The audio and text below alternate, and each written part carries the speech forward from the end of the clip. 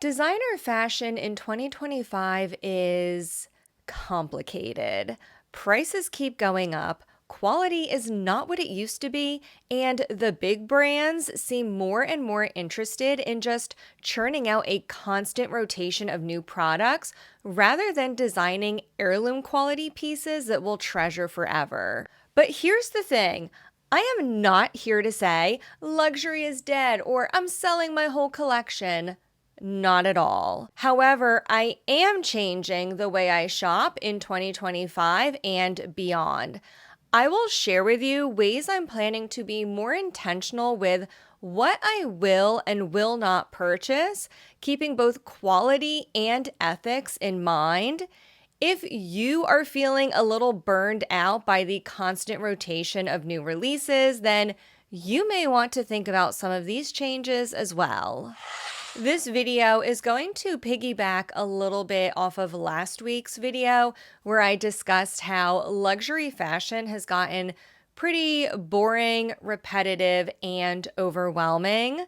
I did get a little bit of pushback and disagreement from a few people, which is totally fair and to be expected, but by and large, a lot of people could relate to what I was saying. I want to reiterate that the points I made in last week's video were commentary on the luxury fashion space as a whole. However, I did use Louis Vuitton as a specific example just because that's the brand I am most familiar with, but everything I said about the uninspired designs and the constant rotation of new releases can be applied to other brands in the luxury fashion space, in my opinion. Chanel has for a long time been critiqued for having uninspiring designs. Celine has been critiqued for relying a little too heavily on the triomphe symbol and just slapping a triomphe on any new bag release, not really giving us fresh, innovative new designs. Okay, let's talk about how I'm going to be changing my shopping habits in 2025 and beyond, and how you may want to change your shopping habits as well. Number one, I am slowing down the pace at which I buy new items and enjoying what I own. The reason for this is two-pronged. Number one, prices have skyrocketed, especially in the past 5 years, and with a finite amount of money, I just can't buy as much as I used to, and I know a lot of other people I talk to say the same thing. So I am buying less, number one, for practical financial reasons, and number two, because I realized I slipped into this habit of buying things so often, and I didn't even realize I was doing it. It really hit me when I was talking with a friend of mine and she asked me how I was enjoying my new bag because she saw I posted a video on a new bag that I just bought and she was wondering how I enjoyed it. She was referring to my Hermes Picotin that I bought back in, I think it was the first week in June. However, that was not the latest bag I bought. Since I purchased my Picotin, I had bought a blue Coach Brooklyn bag and a Prada wicker bag. So it really hit me when she asked that. Someone I hadn't talked to in just a matter of about 3 to 4 weeks was already 3 purchases behind on asking me what my new bag was and how I was enjoying it. So it really hit me in that moment that I needed to slow down. I just spent a whole video last week complaining about how designers and how brands are releasing too many products too quickly, and I got caught up buying too many things too quickly without even realizing it. Number two, when I do buy something new, I am prioritizing checking items off of my wish list, as well as branching out into other categories. I received a really thoughtful comment on last week's video from someone who agreed with me that they were also feeling uninspired by a lot of the new releases, but for a long time, they still kept purchasing things anyway to support their sales associate. I think a lot of us, when we shop at a brand for an extended period of time, we do have a sense of brand loyalty.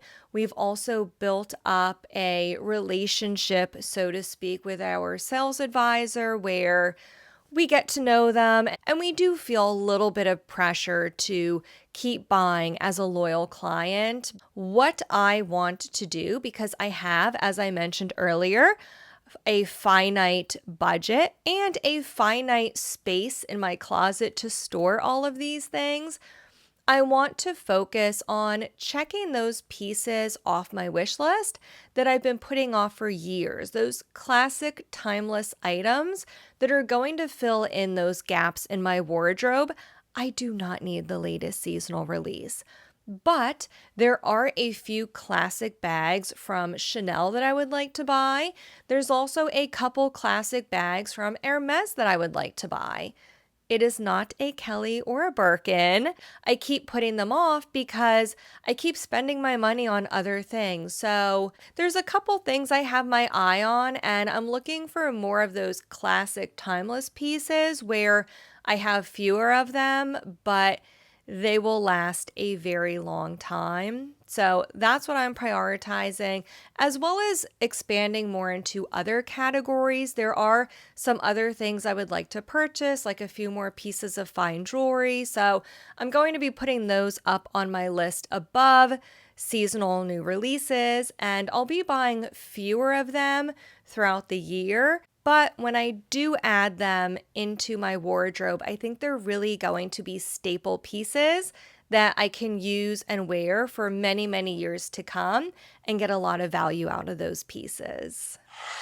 Number 3, when I do buy new things, I'm going to be a lot more selective and discerning with what I buy from the big conglomerates.